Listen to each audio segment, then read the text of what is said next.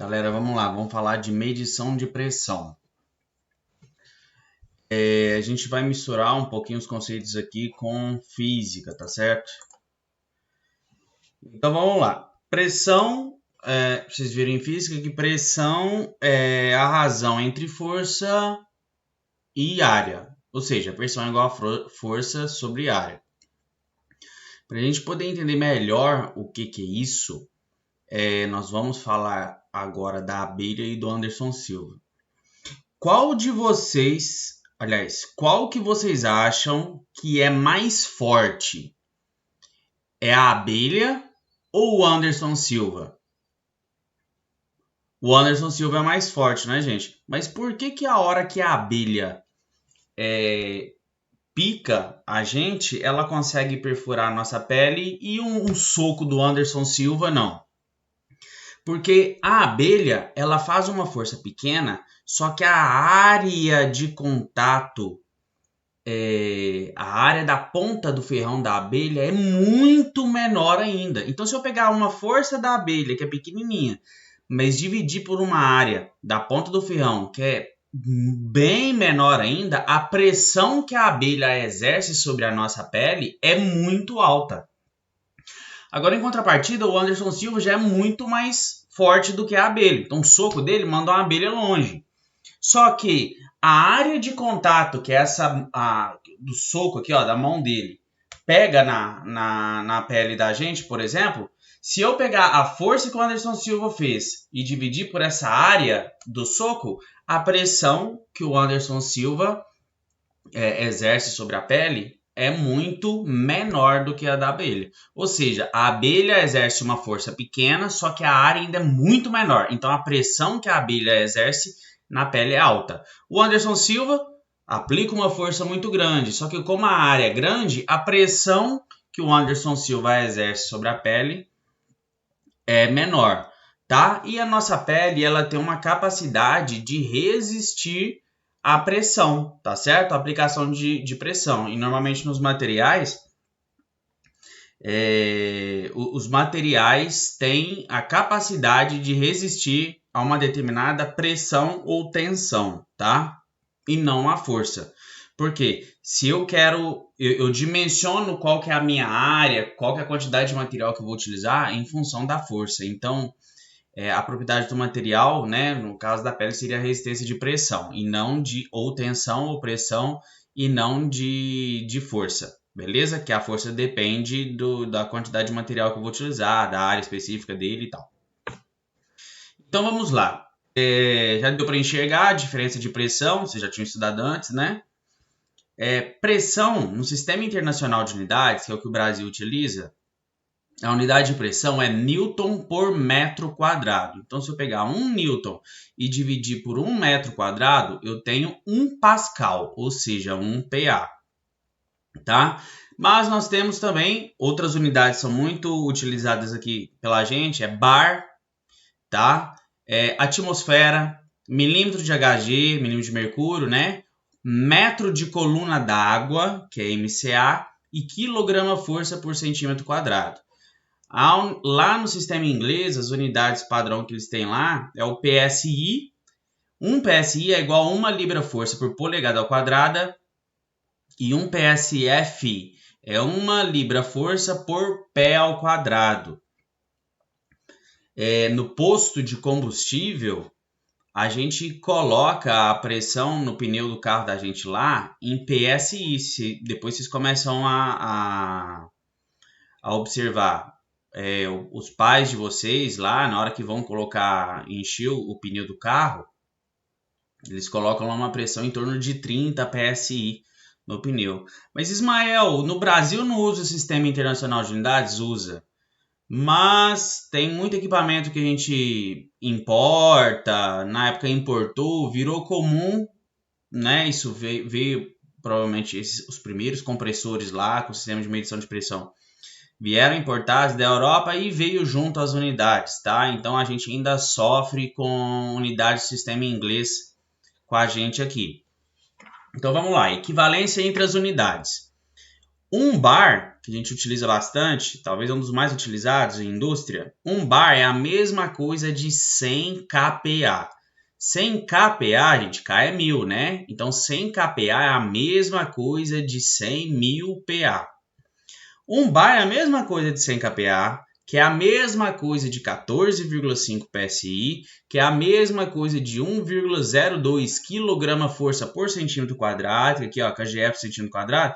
Então, toda vez que vocês virem no manômetro na indústria 1 kgf por centímetro quadrado, vocês podem entender que é um bar, que é quase a mesma coisa, tá? A diferença é muito pequena. Que é a mesma coisa de 10,197 metros de coluna d'água. Ou seja, se eu pegar uma tubulação com 10 metros e quase 10 metros e 20, né? 10 metros e 20, encher essa tubulação de água, no fundo da tubulação de água eu vou ter uma pressão de 1 bar, tá certo? Então, 10 metros e 20 centímetros de água, de coluna de água, equivale a 1 bar. A gente vai ver um pouquinho sobre conversão aqui, vocês vão fazer uns exercícios. Então, olha só, vamos para o primeiro. Fui num posto de combustível para encher o pneu do carro. Coloquei a pressão indicada no manual, que é de 32 PSI nos pneus. Qual é o valor dessa pressão em bar? Isso aqui é só regra de 3 simples, tá? É só vir aqui e pegar, olha. 1 bar equivale a 14,5 PSI. Então, 32 PSI equivale a quantos bar? Então, olha, peguei 1 bar equivale a 14,5 PSI. Então, X equivale a 32 PSI. Eu quero saber quantos bar equivale a 32 PSI. Isso aqui é a regra de 3 normal. Aqui é só multiplicar cruzado, né? Vai ficar 1 vezes 32 é igual a x vezes 14,5. 1 vezes 32 é igual a 14,5 vezes x. Eu quero deixar o x sozinho, vou pegar esse 14,5 e vou passar para lá dividindo. Vai ficar assim, ó. O 14,5 estava aqui, passei para o lado de cá dividindo. Ficou 32 dividido por 14,5 é igual a x. X é igual a 2,2 bar. Então, a pressão do pneu do carro da gente, fica em torno de 2,1, 2,2 bar. Tem gente que coloca 30 PSI só, tá? Mas enfim, então dentro do pneu do carro da gente tem pelo menos 2 bar. Vamos lá para outro exemplo, outro exercício. Sabendo-se que a pressão atmosférica, gente, é de 101,32 kPa. Calcule quantos metros de coluna d'água equivalem uma atmosfera. O que pega, gente? Em cima da gente tem ar, tá certo? Esse ar, ele tem massa e ele está sendo atraído pela gravidade da Terra. Então, vocês concordam comigo que o ar em cima de mim, ele está fazendo uma força-peso também em cima de mim?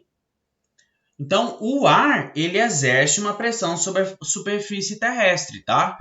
E no nível do mar, por que a gente pega no nível do mar? Porque é uma referência. No nível do mar, a quantidade de ar que tem em cima, a coluna de ar que tem em cima do nível do mar, exerce uma pressão de 101,32 kPa na superfície. Beleza? Por que nível do mar?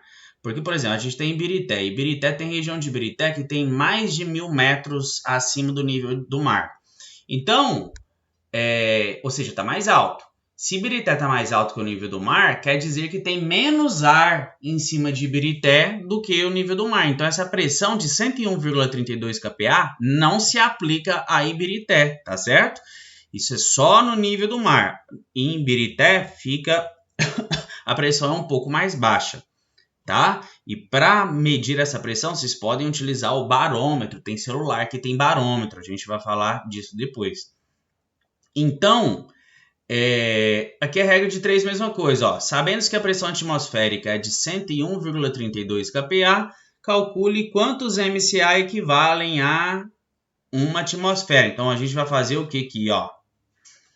100 kPa equivale 100 kPa equivalem a 10,197 metros de coluna d'água. Então, 101,32 kPa equivale a X. Então, é só vir aqui, ó.